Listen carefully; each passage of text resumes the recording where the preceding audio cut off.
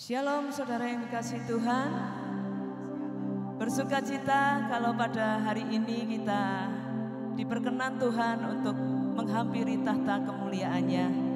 Mari kita mempersiapkan diri kita agar apa yang kita persembahkan kepada Tuhan, pujian penyembahan kita berkenan di hadirat Tuhan. Mari kita bersyukur untuk segala anugerah Tuhan bagi kita semua.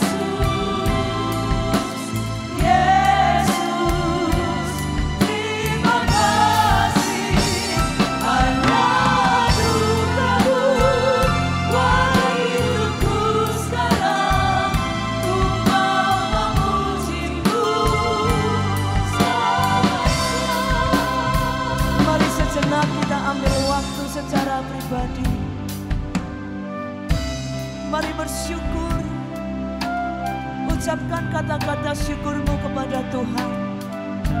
Sepanjang minggu yang lalu sampai hari ini, Tuhan berkenan memimpin saudara, menuntun saudara.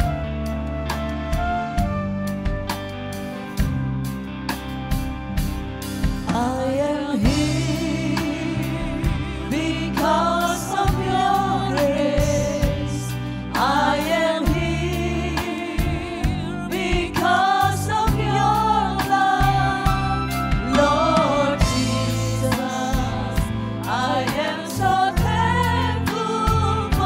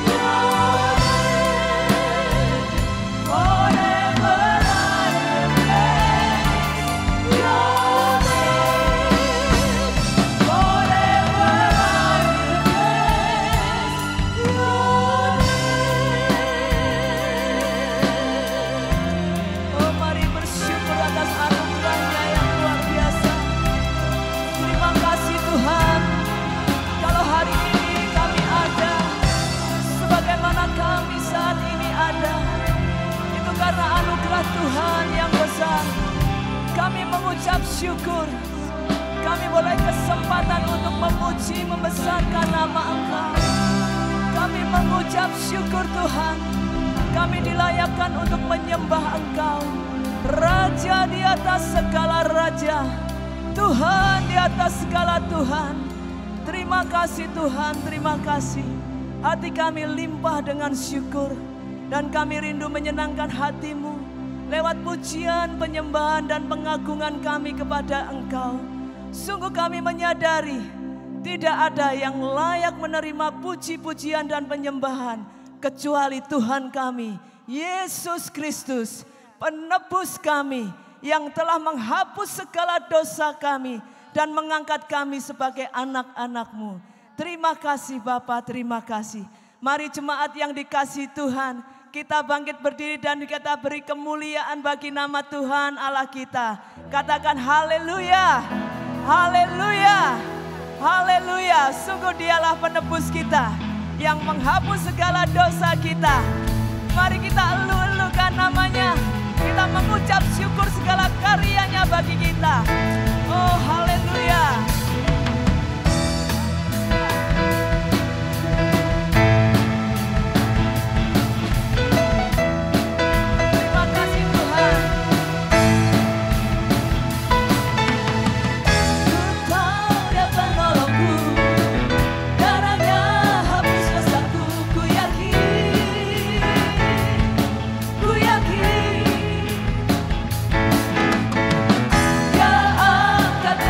Ku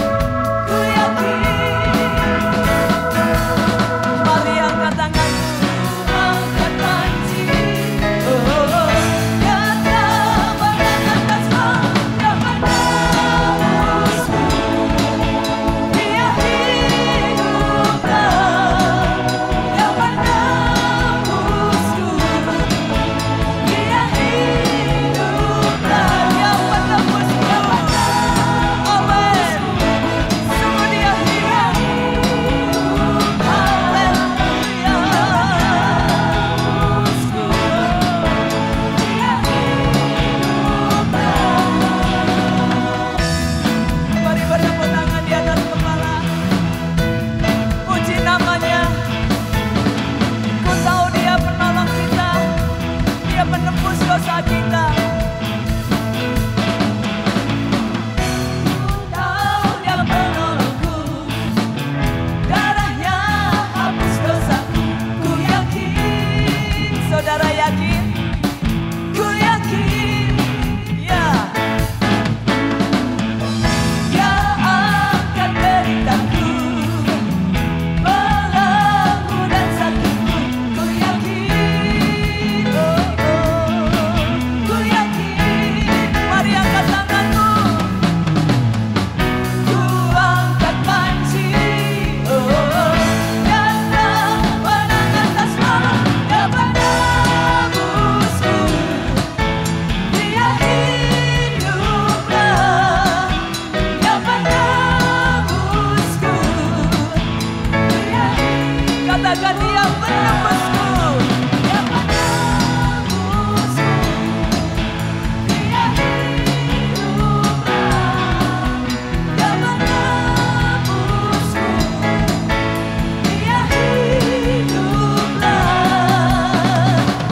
Kau bebaskanku, ku kan bangkit, ku kan menari menyambut kerajaanmu datang.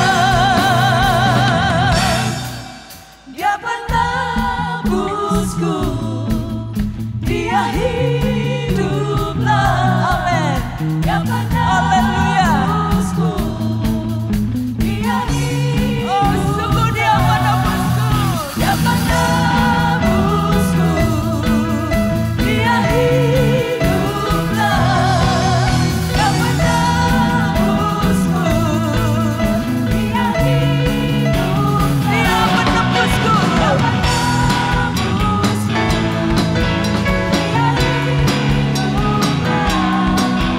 Dia menebusku, dia hiduplah. Dia menebusku, dia hiduplah.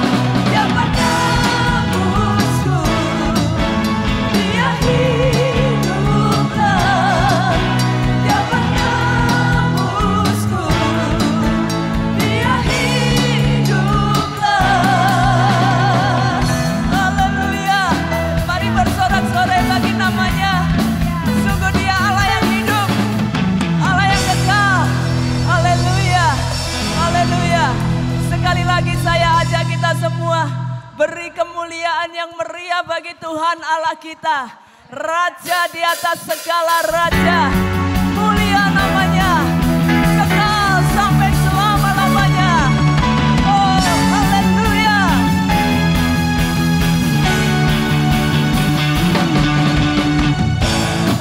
Yang mulia, Allah pemenang, Bapa yang kekal, berkuasa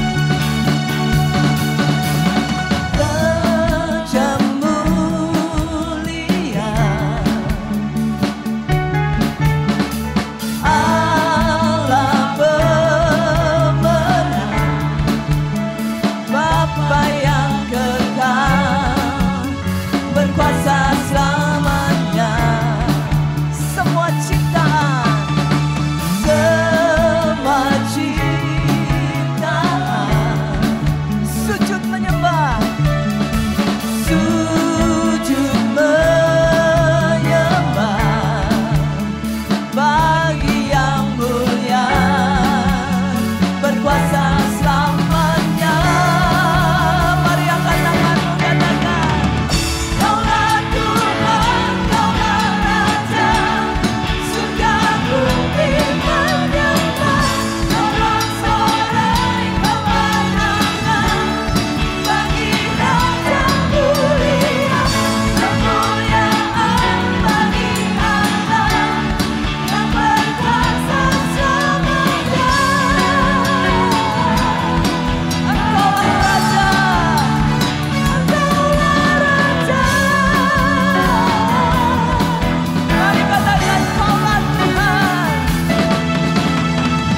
Kaulah Tuhan, Kaulah Raja, surga bumi menyembah, sorak-sorai kemenangan bagi Raja mulia, kemuliaan bagi Raja yang berkuasa selamanya. Sungguh Engkaulah Raja, Engkaulah Raja.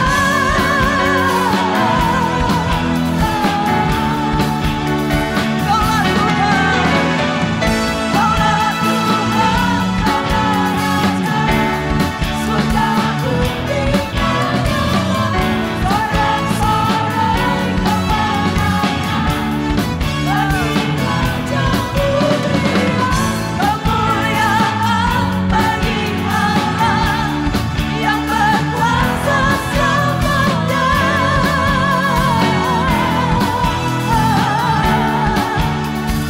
Engkaulah Raja. Katakan, Engkaulah Raja, Engkaulah Raja. Yesuslah Raja, Yesuslah Raja.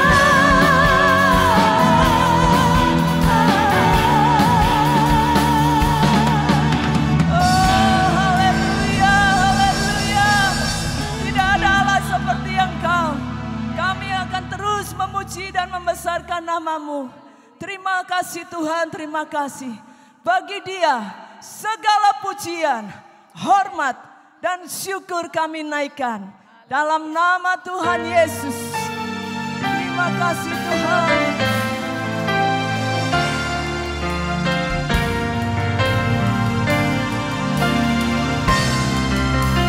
Bagi Dia segala pujian, hormat serta syukur, kekal selamanya.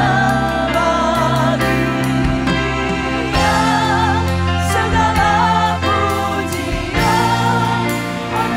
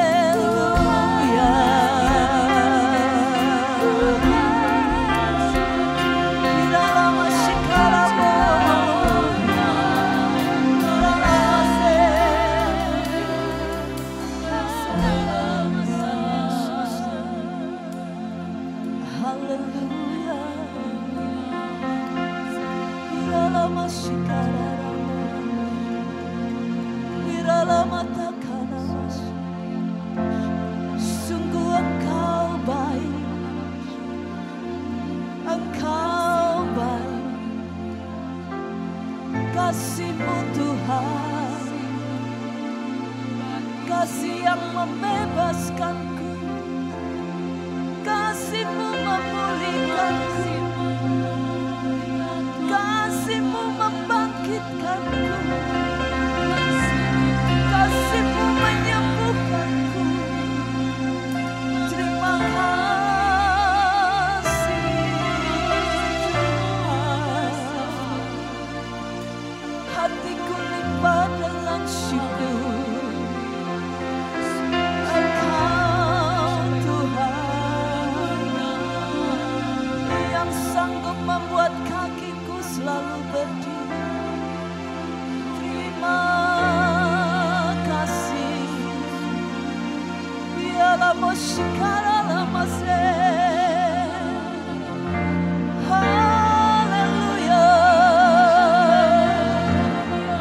Segala kemuliaan hanya bagi-Mu Tuhan. Biarlah musyikara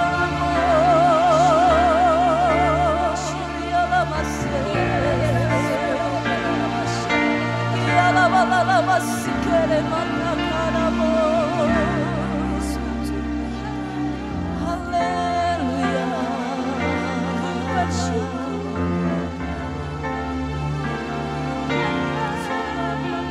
Sungguh indah Engkau Tuhan,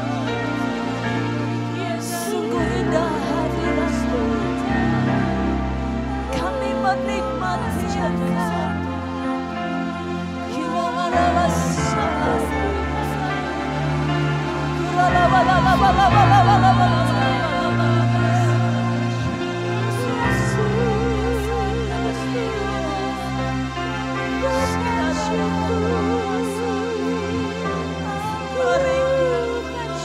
Nyanyikan syukur-Mu, persembahkan syukur-Mu.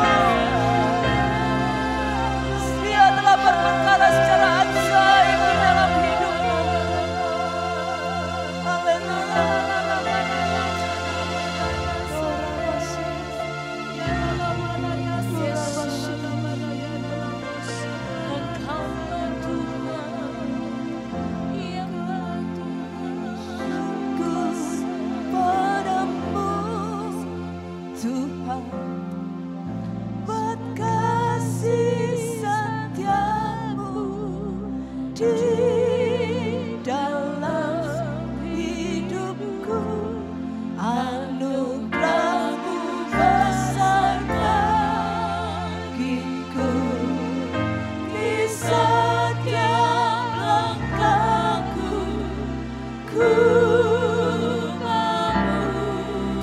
Bersyukur padamu, syukur padamu, ya Tuhan.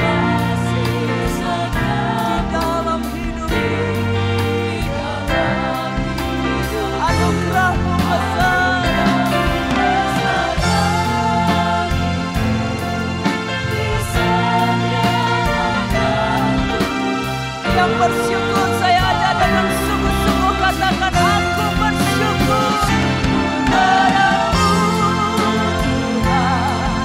Makasih setiamu di dalam hidupku. Anugerahmu besar bagiku. Isanya berangkamu ku memujimu. Ku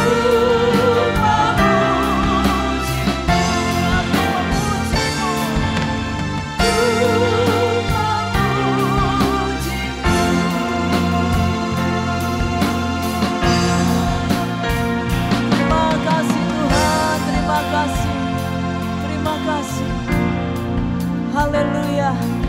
Inilah ungkapan syukur kami naikkan kepadamu. Betapa hebat karyamu di dalam hidup kami. Terima kasih untuk anugerahmu yang besar. Terima kasih ya Tuhan. Pada hari ini kami berhimpun bersama-sama di dalam satu keluarga kerajaan Allah. Sungguh kami merindukan perkataanmu dinyatakan dalam setiap kami. Kuduskan kami ya Bapa. Kuduskan hamba-Mu yang Tuhan percayakan untuk menyampaikan isi hati-Mu. Biarlah bersama-sama kami dibangun oleh firman Tuhan. Makin hari kami menjadi anak Tuhan yang makin dewasa. Kami makin mengenal apa yang dikehendaki Tuhan di dalam hidup kami. Dan kami makin melakukan apa yang Tuhan mau. Terima kasih Tuhan. Roh Kudus, bekerjalah dalam setiap kami. Kami siap dibangun oleh firman Tuhan. Di dalam nama Tuhan Yesus kami berdoa. Haleluya. Amin. Silakan duduk Bapak Ibu saudara yang kasih Tuhan. Pada hari ini kita akan diberkati oleh firman Tuhan yang akan disampaikan oleh hambanya Bapak Pendeta David. Silakan.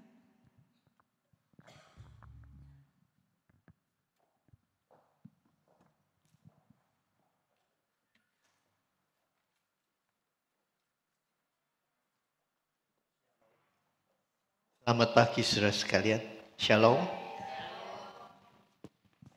Jumpa lagi di tempat ini. Semoga saudara dalam keadaan baik, damai sejahtera, sukacita oleh Roh Kudus.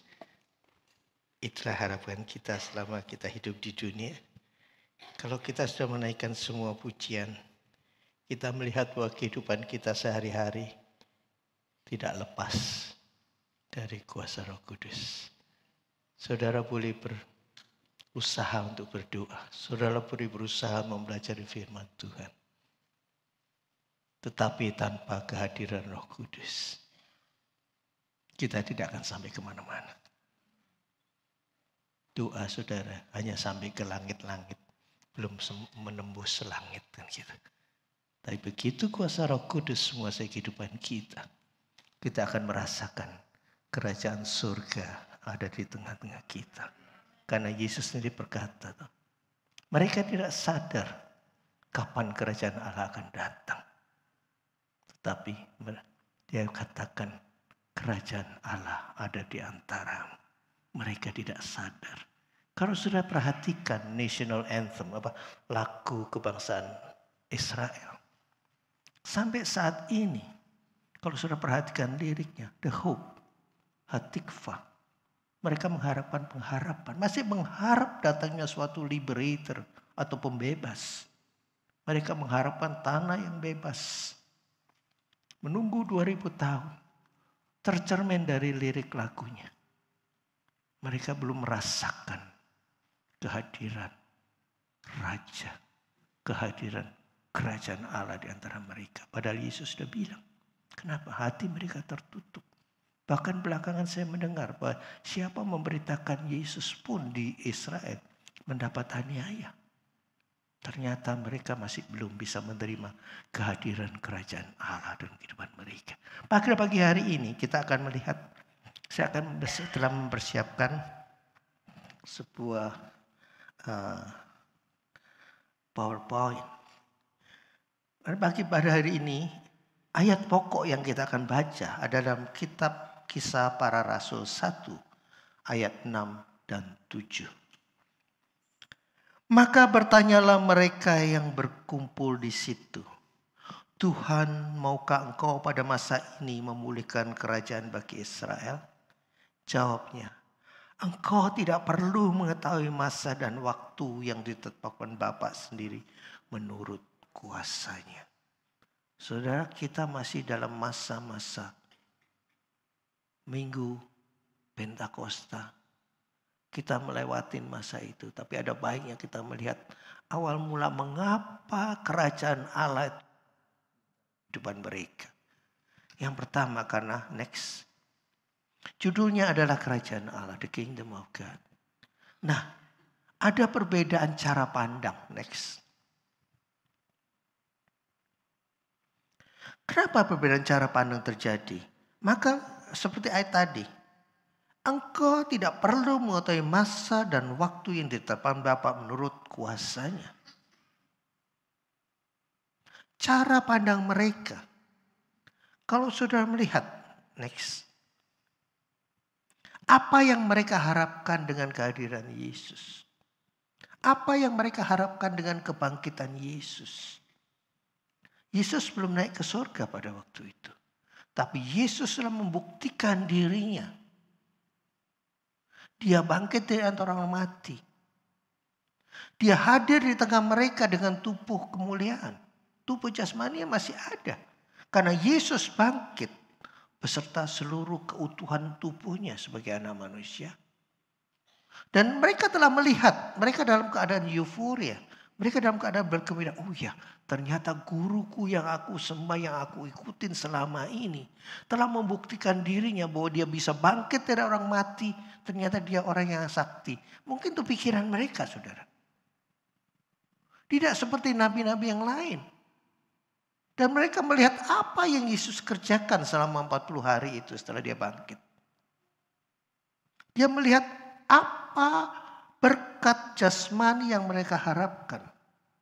Tetapi pola pikir mereka masih terkunci.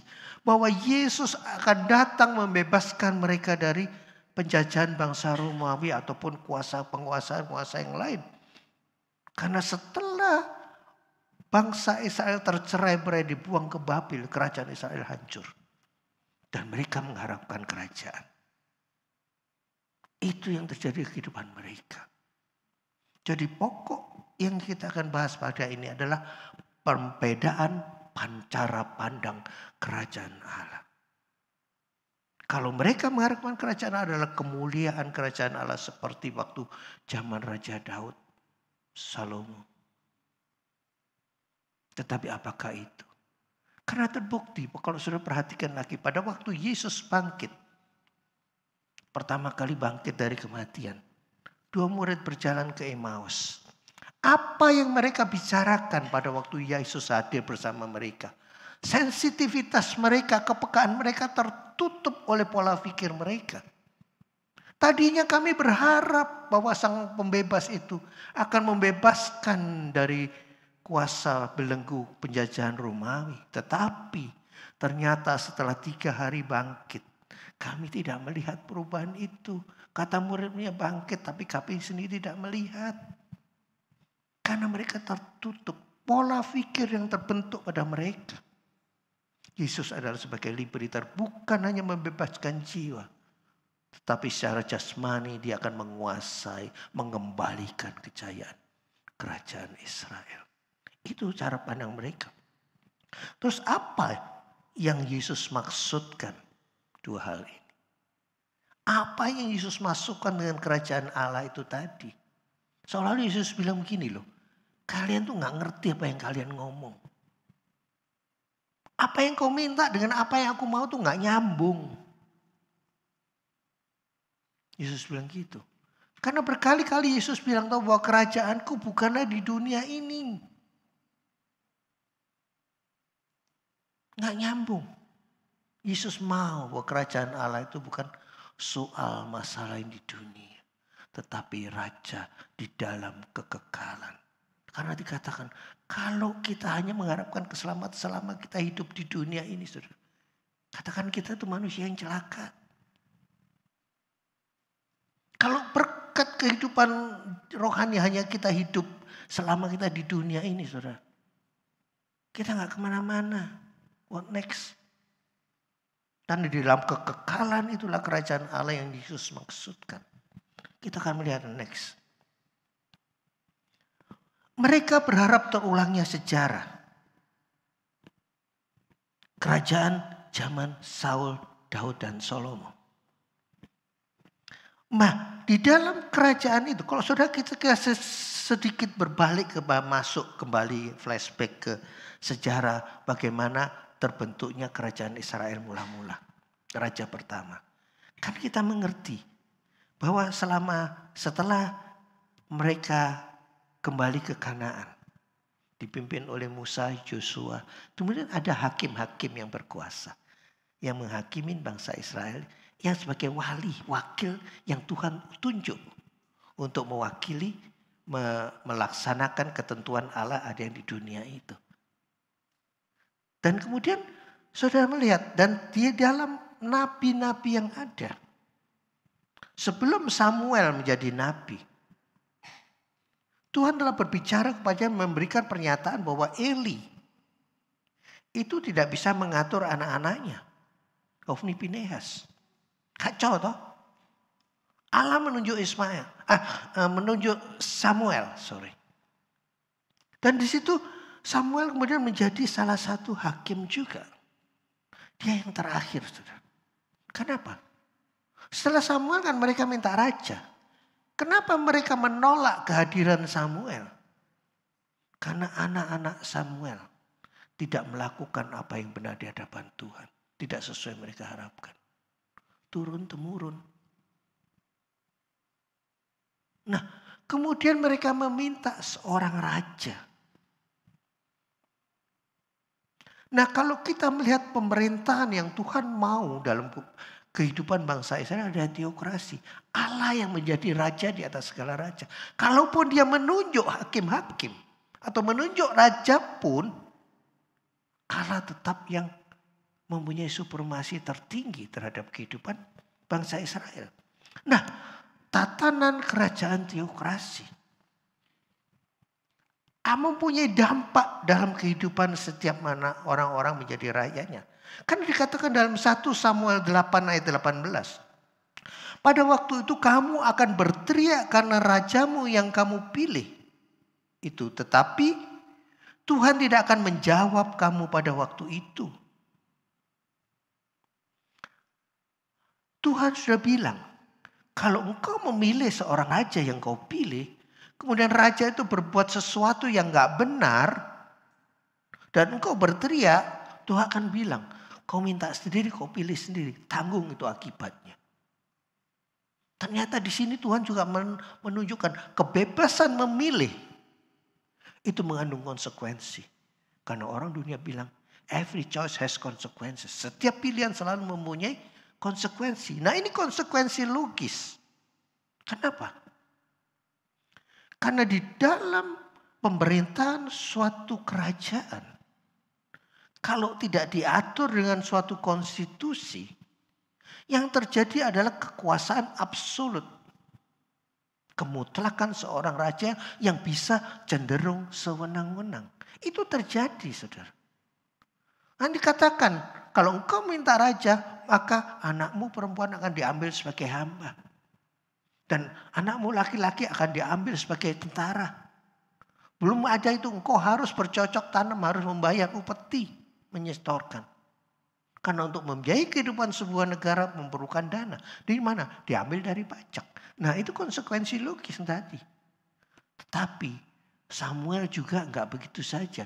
Tuhan mengizinkan kerajaan terjadi. Tetapi kalau saudara melihat di dalam 1 Samuel 10 ayat 25. Kemudian Samuel menguraikan kepada bangsa itu tentang hak-hak kerajaan. Menuliskannya pada suatu piagam dan meletakkannya di hadapan Tuhan. Sesudah itu Samuel menyuruh seluruh bangsa itu pulang masing-masing ke rumahnya. Jadi kalau engkau minta raja, kemudian Samuel itu menyusun suatu piagam atau suatu konstitusi. Kalau sekarang undang-undang dasar. Nah, undang dasar dibikin. Dan kalau membuat peraturan pun meletakkannya di hadapan Tuhan. Kita boleh merencanakan, saudara. Mungkin kita membuat konstitusi sebuah gereja. Anggaran dasar, anggaran rumah tangga. Tapi apakah anggaran rumah tangga kita susun begitu saja berdasarkan otak kita? Tidak minta hikmat dari kuasa Roh Kudus. Dan tidak membawa Tuhan apakah ini layak. Nah, itu Samuel sudah berbuat demikian untuk mengatur raja. Tapi apa akibatnya? Raja Saul. Maulinya benar. Dimulai dengan roh. Diakhiri dengan daging. Siapa yang menanggung akibatnya? Rakyat. Daud. Dia dimulai roh dengan roh. Tapi diakhiri juga dengan roh. Tapi in between, di antara kehidupan dia mula-mula menjadi raja sampai dia mengakhiri hidup sebagai raja. Sudah lihat gejolak kehidupan Daud. Mempunyai biaya kos terhadap kehidupan rakyatnya. Sudah lihat, waktu terjadi pemberontakan, rakyatnya jadi korban. Waktu dia mengambil Batseba, ada darah orang tak berdosa yang dicurahkan. Liku-liku kehidupan raja diatur dengan konstitusi, tapi dia menggunakan haknya sebagai raja dengan kemutlakan kekuasaan absolut tadi. Tapi baiknya si Daud ini ditegur oleh Nabi Nathan. Dia mau bertobat, tapi kalau enggak. Nah, mereka melihat ini kejayaan Daud mempersatukan seluruh Israel. Tetapi dikatakan Daud termasuk raja yang paling banyak menumpahkan darah. Karena dia tidak layak untuk memanggil bait Allah. Diberikan kuasa itu wewenang kepada Salomo. Mereka melihat dikatakan kemuliaan Salomo melebihi daripada raja-raja. Dan kepandaian dia, hikmatnya melebihi dari semua raja yang ada di dunia. Itu melihat itu. Nah, mereka hanya memandang itu. Tapi setelah kerajaan Yesaya terpecah menjadi kerajaan utara. Dan kerajaan Yuda. Apa yang terjadi? Mereka nggak melihat toh. Bagaimana penyembahan berhala terjadi amburadul sampai dibuang ke Babel. Dan setelah itu gak berada raja lagi. Karena itu mereka melihat bahwa ada dampak kehidupan yang mereka harus perhatikan. Mereka tidak sadar. Dalam tatanan kerajaan teokrasi, Allah harus tetap Tuhan sebagai kepala. Di dalam 1 Samuel 12 ayat 15. Tetapi jika kamu tidak mendengarkan firman Tuhan dan kamu menentang titah Tuhan, maka tangan Tuhan akan melawan kamu dan melawan rajamu. Jadi sebagai rakyat, anggota dari suatu kerajaan, siapapun warga negara, itu bertanggung jawab di hadapan Tuhan sebagai warga negara yang baik. Kenapa? Karena di dalam pertanggungjawab kita sebagai warga kerajaan ada hak dan tanggung jawab. Tanggung jawab apa? Kepatuhan dan kekudusan. Itu diminta. Ini dikatakan di dalam 1 Samuel 12 itu tadi. Tidak mendengarkan firman Tuhan dan kamu menentang titah Tuhan. Kerajaannya ikut hancur. Kalau rakyat yang tidak patuh. Kenapa? Karena Tuhan tetap memegang wewenang tertinggi. Meskipun raja ditunjuk dipilih mereka. Wali daripada Tuhan. Tetapi tetap kekuasaan supremasi tertinggi ada pada Tuhan. Dan Tuhan tidak mau itu dilangkai. Kalau rakyat anggota tidak mau takut pada Tuhan. Karena itu terjadi pada waktu, kalau saudara perhatikan kitab Tawarikh. Waktu Salomo mentapiskan bait Allah yang pertama yang dibikin begitu megah. Apa kata Tuhan? Kalau umatku yang namaku padanya disebut. Mau merendahkan diri, bertobat dan mengaku dosa dan berbalik mencari aku. Maka aku akan memulihkan negeriku. Kalau umatku yang padanya namaku disebut. Kembali dari jalan-jalan yang jahat. Tuhan akan memulihkan negeri. Nah, tanggung jawab itu telah jelas Samuel mengatakan kepada rakyat, kalau engkau mempunyai raja, bukan hanya mempunyai hak saja, tapi kewajibanmu adalah, kewajiban yang utama adalah takut akan Tuhan. Kalau di dalam takut akan Tuhan, kau usah perhatikan, di dalam kepatuhan akan Tuhan termasuk patuh kepada raja. Pada pemerintahan. Nah, itu adalah bentuk pemerintahan teokrasi yang Tuhan inginkan. Memang begitu modelnya. Karena dikatakan tidak ada satupun pemimpin di dunia yang tidak akan berdiri tanpa direstui oleh Tuhan. Nah, tetap Tuhan. Tapi kita tidak sadar, saudara. Nah, itu terjadi dalam kehidupan bangsa Israel. Pada waktu mereka nanya minta raja. Pandangannya hanya ingin kembali berulangnya sejarah kejayaan kerajaan Israel. Yang tidak akan terjadi. Karena Yesus mengatakan kerajaanku bukanlah dari dunia ini. Next. Apa yang Allah mau sekarang? Ada beberapa ayat, saudara. Keluaran 19 ayat 5 dan 6. Maka sekarang jika kamu mendengarkan suaraku dan memegang perjanjianku, maka kamu akan menjadi harta kesayanganku atas segala bangsa. Pilihan. Sebab seluruh bumi ini milikku dan kamu akan menjadi imamat rajani bangsa yang kudus bagiku. Inilah firman yang harus kamu sampaikan kepada Bani Israel. Allah berbicara kepada Musa. Dari awal sebelum ada kerajaan Israel, istilah imamat yang rajani sudah ada pada waktu mereka keluar dari Mesir. Disampaikan melalui Musa. Kenapa? Bangsa pilihan Allah. Kita ini bangsa pilihan Allah. Israel rohani. Kita adalah imamat yang rajani. Sudah ada sejak zaman keluaran.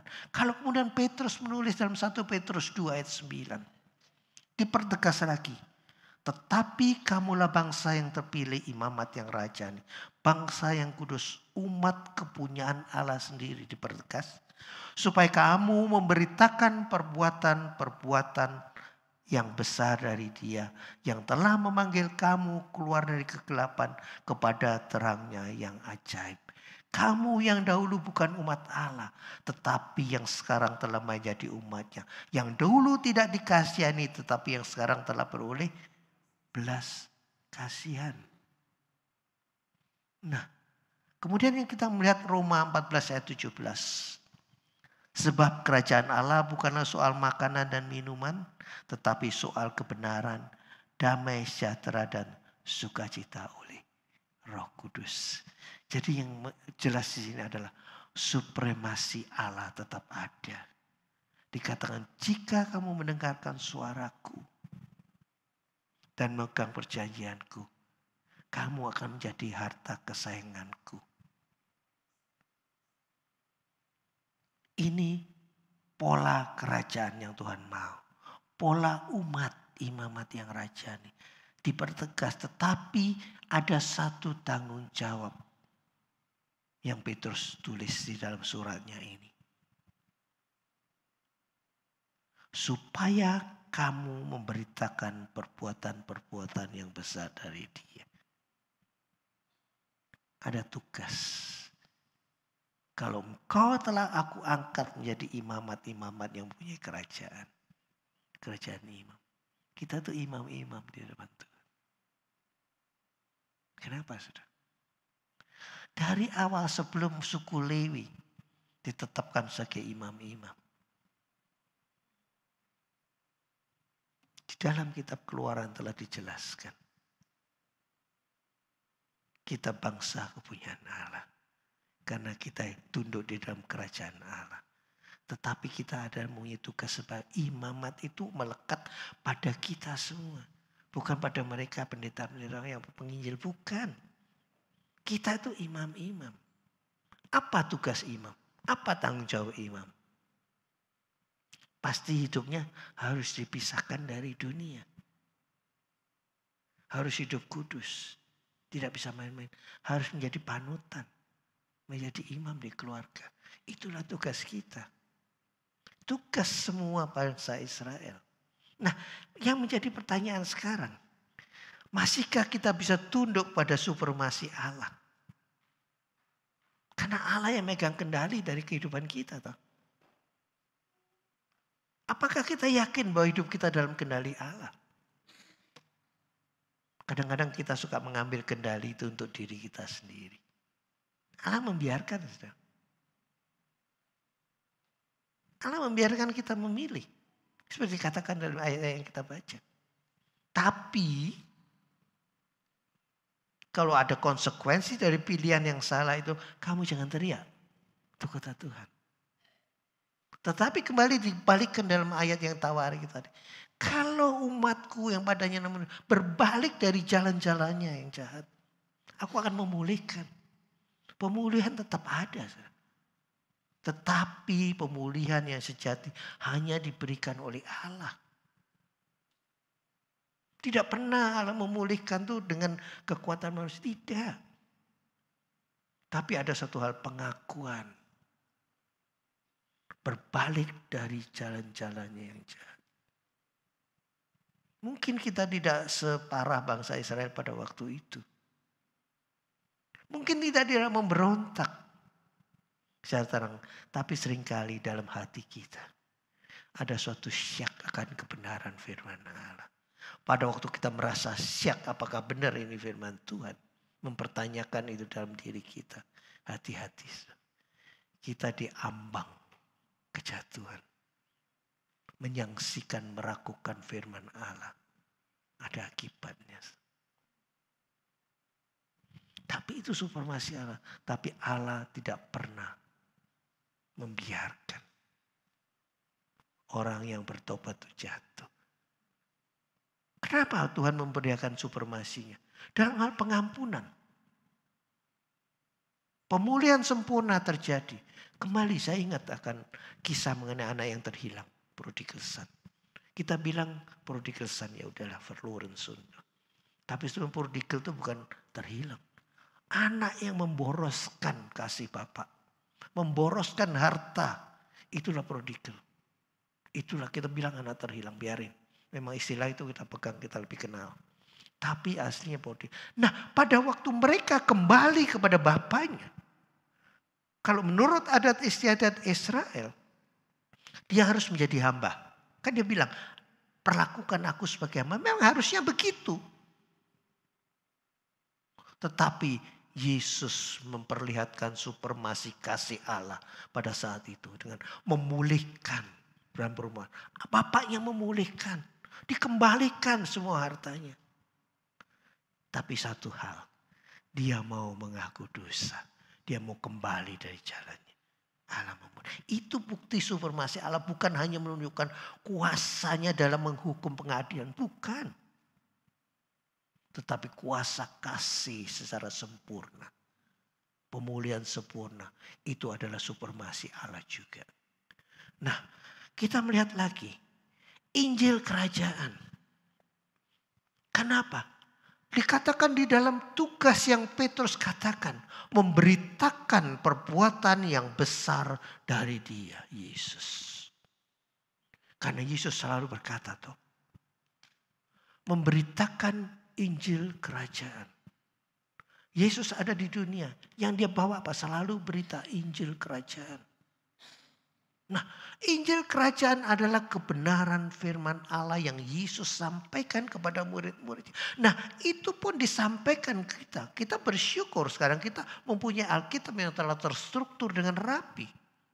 Kalau pada waktu itu apa? Mereka yang menyimak dengan benar, menyimpan dalam hatinya itu yang kemudian bisa menuliskan setiap kejadian. Injil ada pada kita kan ada. Mereka yang mau memperhatikan firman Allah.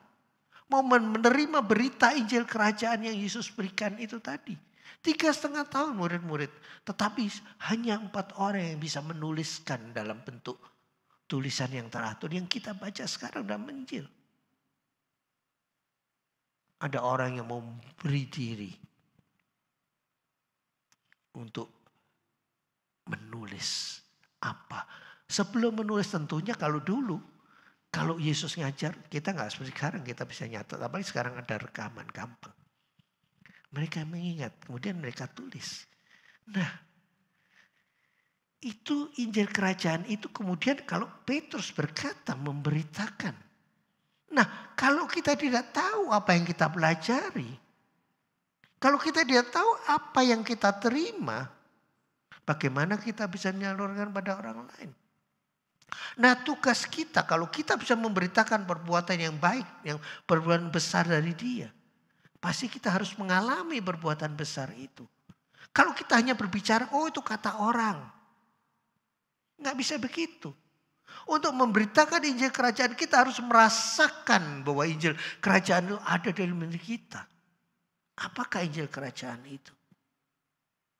Dikatakan bahwa Kerajaan Allah bukan soal makan minuman, tetapi soal kebenaran, damai sejahtera dan sukacita oleh Roh Kudus.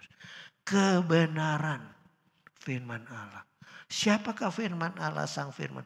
Yesus sendiri. Jadi kerajaan Allah, berita kerajaan, Injil Kerajaan adalah berita mengenai Yesus Kristus. Kita menerima Yesus Kristus sebagai juru selamat kita. Kita harus menerima juga Injil Kerajaan, apa yang Yesus katakan. Oh ya Tuhan, aku bertobat, aku mengenal dosaku, aku bertobat kembali. Tuhan mengampuni kita. Tetapi setelah kita diampuni, apa kita berhenti di situ? Kebenaran firman Allah harus kita masukkan dalam diri kita. Kehidupan Yesus harus termanifestasi dalam diri kita. Kita bisa tahu kita belajar firman Allah. Untuk belajar firman Allah saudara tidak akan berhenti. Selama kita hidup di dunia. Jadi selama kita mau merasakan Injil Kerajaan dalam diri kita. Kita tidak boleh berhenti menimba kebenaran di dalam. Ayat yang sama kita akan baca. Tetapi apakah ayat yang sama membawa damai sejahtera? Karena berita Yesus bawakan adalah berita damai sejahtera. Kalau sudah lihat lagu Havenu Shalom Aleichem. Kubawa berita sejahtera. Kubawa berita shalom. Nah kita adalah pembawa berita-berita shalom. Berita damai. Buat semua orang. Itu yang Petrus katakan. Tugas kita. Imamat yang rajani. Karena kita membawa Injil Kerajaan dalam kehidupan kita. Itu tugas kita. Tetapi dan sukacita oleh Roh Kudus. Kita tahu, kita bertobat. Kita mempelajari firman Allah. Firman Allah masuk dalam benak kita sebagai pengetahuan. Kita menemukan kehendak Allah di dalam hidup kita. Tetapi tanpa kuasa Roh Kudus, Logos tidak akan menjadi rema. Tidak akan berbicara yang membuat kita mempunyai sukacita. Tanpa Roh Kudus tidak bisa mempelajari firman. Yesus sendiri bilang toh dalam Yohanes 14. Ini dikatakan bahwa penolong yang diutus Bapa demi namaku. Itu Roh Kudus. Dia akan mengajarkan dan menerangkan apa yang telah aku katakan. Mempelajari firman Allah perlu kuasa Roh Kudus. Mempelajari Injil Kerajaan perlu kuasa Roh Kudus. Next. Itu adalah tugas dan tanggung jawab kita. Tugas kita mempelajari firman Allah. Dan tanggung jawab kita Pak, menularkan keselamatan. Membawa berita damai, berita Injil Kerajaan. Itu yang Allah mau. Karena dia katakan bahwa kerajaan Allah itu sebenarnya ada di antara kamu. Tapi engkau tidak pernah merasakannya. Orang Farisi nanya. Sampai sekarang kalau sudah lihat. Dari anthem, national anthem. Lagu banyak masih kita melihat bahwa mereka masih mendapatkan pandangan mereka kembali. Tapi mereka tidak dalam pola kerajaan Allah yang benar yang Yesus maksudkan. Kerajaan mereka berhenti sampai di dunia. Padahal kalau kita hidup di dalam lingkup kerajaan Allah. Bukan hanya di dunia. Di dunia kita merasakan kehadiran Yesus dalam kehidupan kita.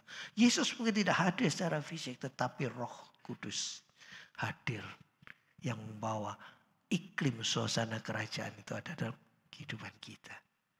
Saya akan rangkum dalam ayat yang terakhir. Ayat yang terakhir mengatakan dalam Lukas 17 ayat 20-21. Atas pertanyaan orang-orang Farisi, apabila kerajaan Allah akan datang? Yesus menjawab katanya, kerajaan Allah datang tanpa tanda-tanda lahiriah. Juga orang tidak dapat mengatakan, lihat, ia ada di sini atau ia ada di sana. Sebab sesungguhnya kerajaan Allah ada di antara kamu. Engkau tidak merasakan kehadiranku. Engkau tidak merasakan kehadiranku sebagai anak Allah yang membawa berita kerajaan.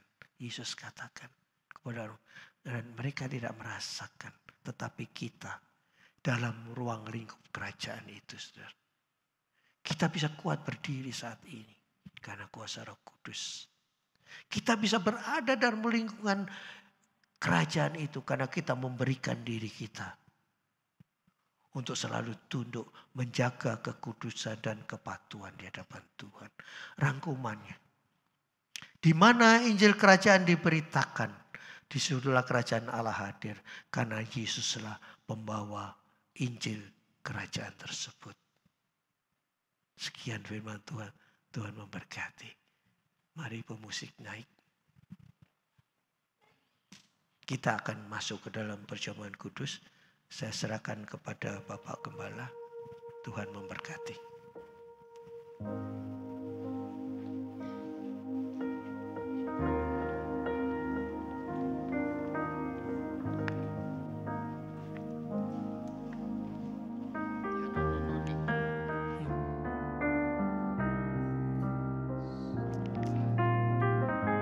Mari kita mempersiapkan diri untuk mengikuti perjamuan.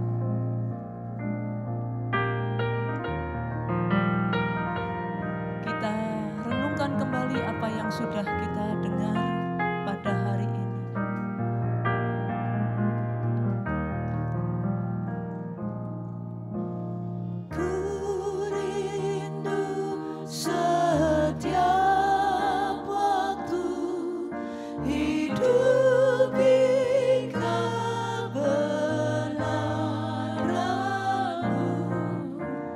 Bukan denganku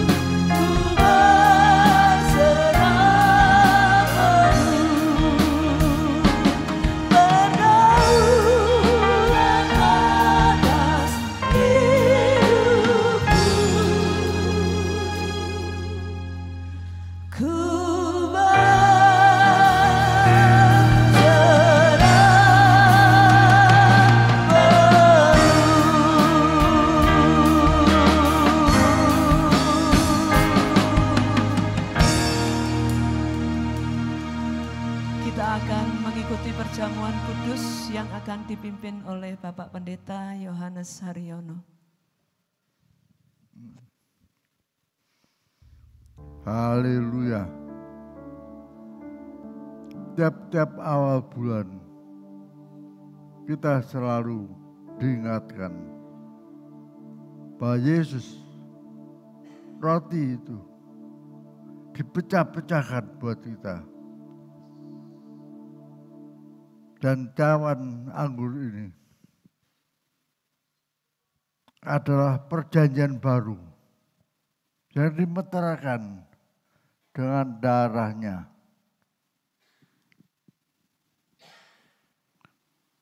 Maka hari ini juga kita akan makan dan minum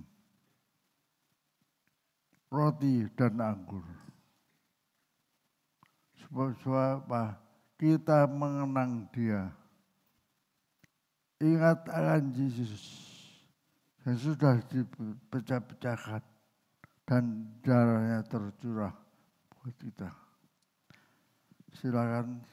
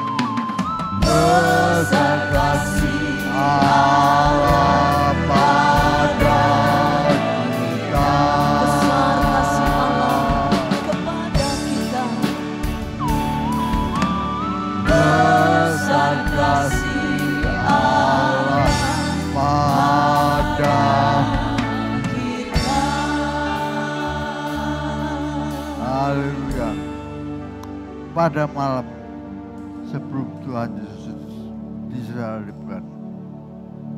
Diambilnya roti, dipecah-pecahkannya dan diucapnya syukur. Lalu berkata, inilah tubuhku yang dipecah-pecahkan bagi kamu.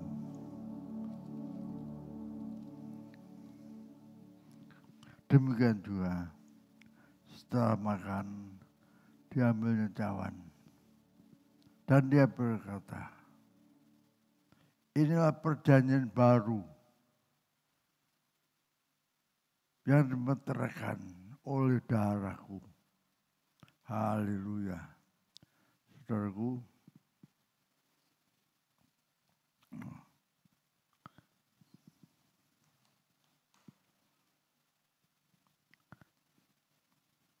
siapkanlah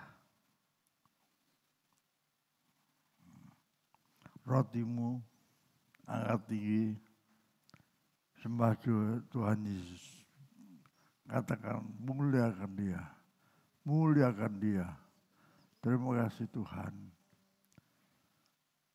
Tubuhmu dipecah-pecahkan untuk aku. Haleluya, haleluya. Makanlah saudaraku.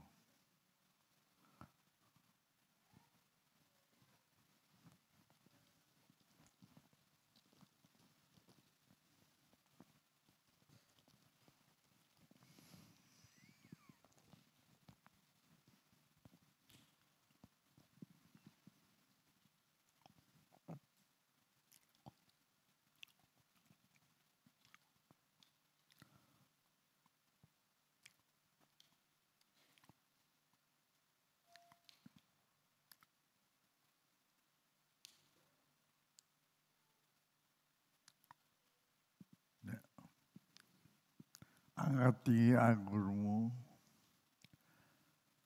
muliakan dia. Terima kasih Tuhan Yesus. Darahmu tercurah, menyucikan aku. Untuk aku Tuhan, terima kasih. Haleluya. Minumlah saudara.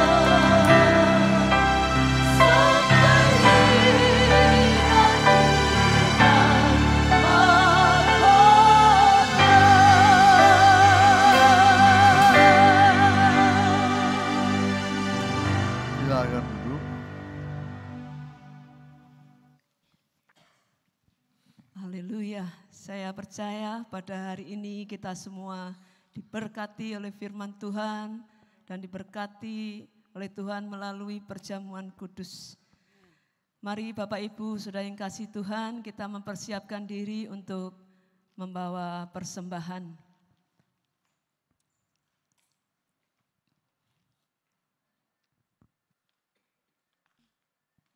Terlebih dahulu mari kita berdoa. Tuhan, kami mengucap syukur untuk segala berkat-Mu, karya-Mu di dalam hidup kami. Dan pada hari ini kami rindu untuk membawa apa yang sudah kami persiapkan untuk kami persembahkan kepadamu. Kiranya Tuhan kuduskan, Tuhan layakkan apa yang kami bawa ke dalam tangan-Mu dan Engkau bersuka cita. Di dalam nama Tuhan Yesus dengan mengucap syukur kami membawanya kepadamu. Haleluya. Amin.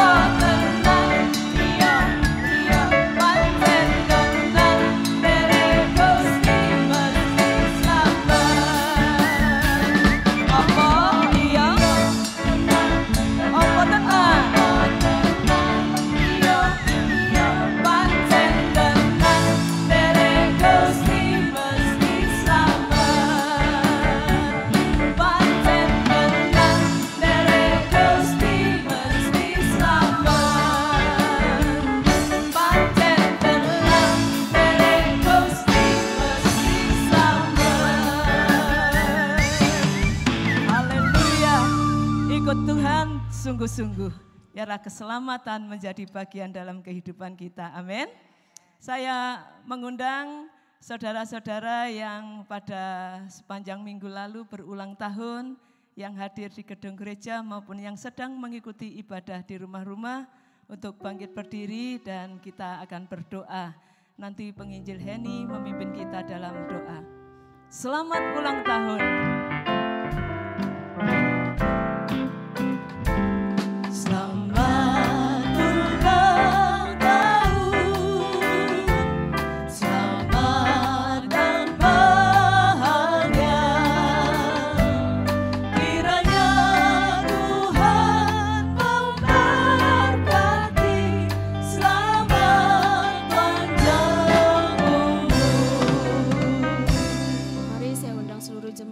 Sama-sama berdoa buat yang berulang tahun. Bapa, dalam nama Tuhan Yesus, sungguh Engkau Allah yang baik, Engkau Bapa yang baik, Engkau sudah menjaga, Engkau sudah memelihara setiap saudara-saudara kami yang berulang tahun. Tuhan, kiranya berkat-Mu senantiasa menyertai mereka, penyertaan-Mu selalu sempurna atas hidup mereka. Kami percaya mereka yang bekerja akan Tuhan berkati, sehingga dimanapun mereka berada, mereka akan tetap bisa menyatakan Kristus melalui hidupnya. Buat mereka yang sedang sekolah, kuliah, kami percaya juga Tuhan akan memberkati mereka. Tuhan, berikan kepandaian bagi mereka, biarlah mereka dimanapun Engkau tempatkan, mereka pun boleh menjadi murid, boleh menjadi mahasiswa yang sungguh-sungguh bisa menjadi teladan, bisa menjadi berkat buat teman-temannya. Kami percaya Tuhan, semua saudara-saudara kami akan Kau berkati lebih lagi, berkati kesehatannya, berkati pekerjaannya, berkati studinya, berkati semuanya Tuhan. Dan juga buat mereka yang sedang merayakan ulang tahun pernikahan, Tuhan hadirlah di tengah rumah tangga mereka. Biarlah sungguh Kristus boleh menjadi kepala atas rumah tangga mereka. Maka kami percaya kalau Kristus ada di tengah rumah tangga mereka, maka kebenaran, damai sejahtera dan sukacita oleh Roh Kudus itu ada di dalam rumah tangga mereka. Terima kasih Bapa, kami merasakan dan kami boleh melihat bahwa sungguh tangan Tuhan luar biasa atas hidup setiap saudara-saudara kami yang berulang tahun. Terima kasih Bapa, dalam nama Tuhan Yesus, haleluya, amin. Amin.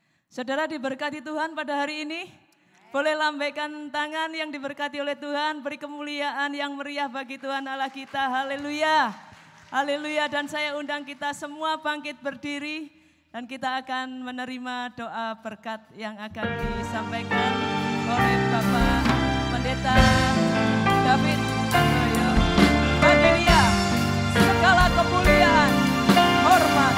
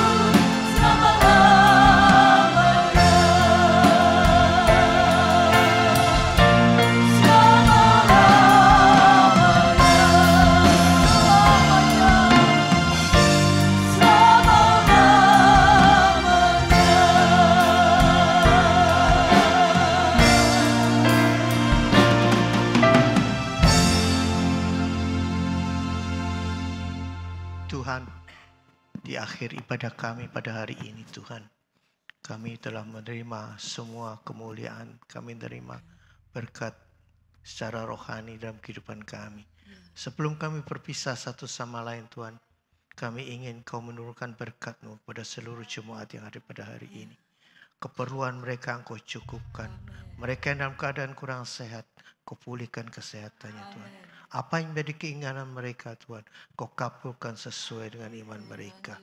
Biar mereka boleh pulang membawa berkat secara utuh daripada Engkau sendiri. Juga kami tidak lupa berdoa untuk warga pastori yang ada di tempat ini. Mulai dari Bapak Gembala, Ibu Gembala, dan mereka semua yang terlibat, para pengerja, para pengurus yayasan yang ada di tempat ini. Kau tilik kehidupan mereka satu persatu. Jaga hati mereka, supaya mereka selalu hidup dalam koridor kebenaran firman-Mu. Dan Kau memberkati mereka, Kau cukupkan kebutuhan mereka. Karena Kau sudah berjanji, Engkau tidak akan membiarkan orang yang membawa berita itu untuk hidup sampai kekurangan. Karena Engkau mencukupkan kebutuhan mereka semua. Dan akhirnya saudara sekalian, Allah melindungi dan memberkati engkau. Allah menyinari engkau dengan wajahnya dan memberikan kau kasih karunia. Allah memalingkan wajahnya kepadamu dan memberi damai sejahtera.